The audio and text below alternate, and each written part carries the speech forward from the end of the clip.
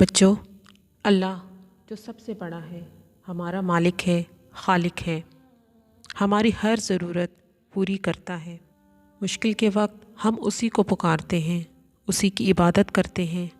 اس کے علاوہ کوئی اور ہستی عبادت کے لائق نہیں۔ مگر حضرت ادریس علیہ السلام کے بعد شیطان کے ورغلانے سے اکثر لوگ اللہ کو چھوڑ کر اوروں کی عبادت کرنے لگے۔ اللہ کے ساتھ کسی اور کو شریک ٹھہرانا بہت بڑا گناہ ہے۔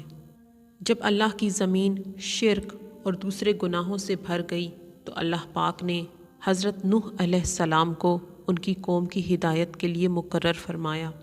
انہوں نے اپنی قوم کو برے اعمال کے نتائج سے ڈرایا۔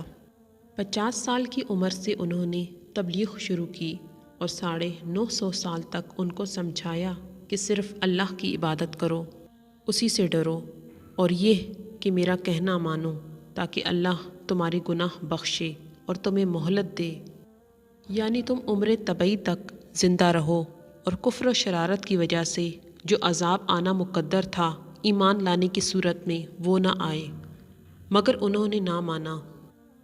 بالآخر حضرت نوح علیہ السلام نے اللہ پاک کے سامنے عرض کی کہ اے مولا، میں نے اپنی قوم کو دن رات تیری طرف بلایا مگر وہ دور بھاگتے رہے۔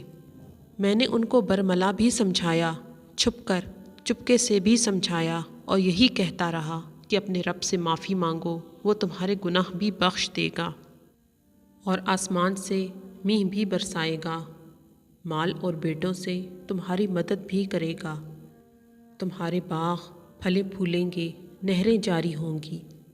آپ کی دیگر عنایات کا جتلا کر ان کو شکر گزاری کی راہ پر لانا چاہا، مگر انہوں نے کانوں میں انگلیاں ٹھونس لی۔ میری نصیحت کو انہوں نے پس پشت ڈال دیا اور مغرور ہو گئے اور جھوٹے معبودوں کی پیروی کرتے رہے جو ان کو مال اور اولاد نہیں دے سکتے تھے، مگر وہ پھر بھی اپنے جھوٹے معبودوں کو چھوڑنے کے لیے تیار نہیں تھے، بلکہ اس حد تک گستاخ ہوئے کہ آپ کو دھمکی دی کہ اے نوح، بس ہم کو اپنی نصیحت سے معاف رکھو، اگر تم اس روش سے باز نہ آئے تو تمہیں سنسار کر دیا جائے گا۔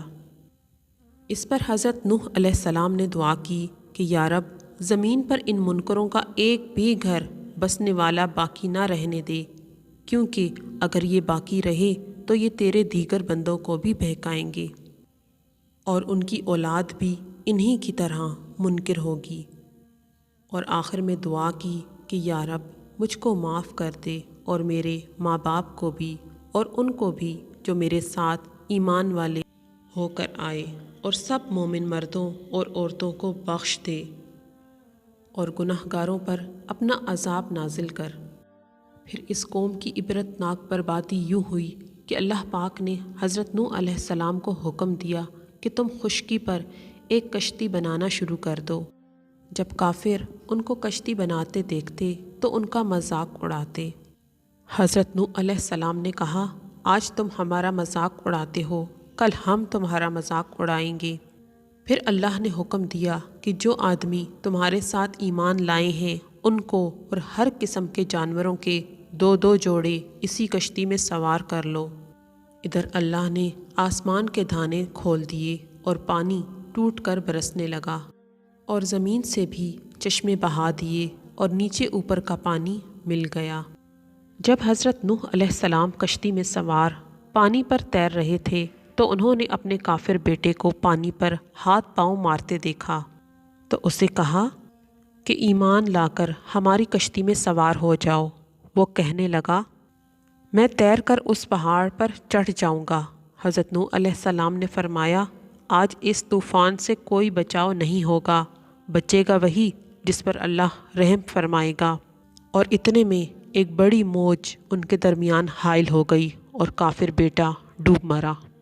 حضرت نوح علیہ السلام نے اپنے رب کو پکارا کہ میرا بیٹا میرے اہل سے تھا اور اہل خانہ کے بچاؤ کا آپ نے وعدہ کر رکھا ہے۔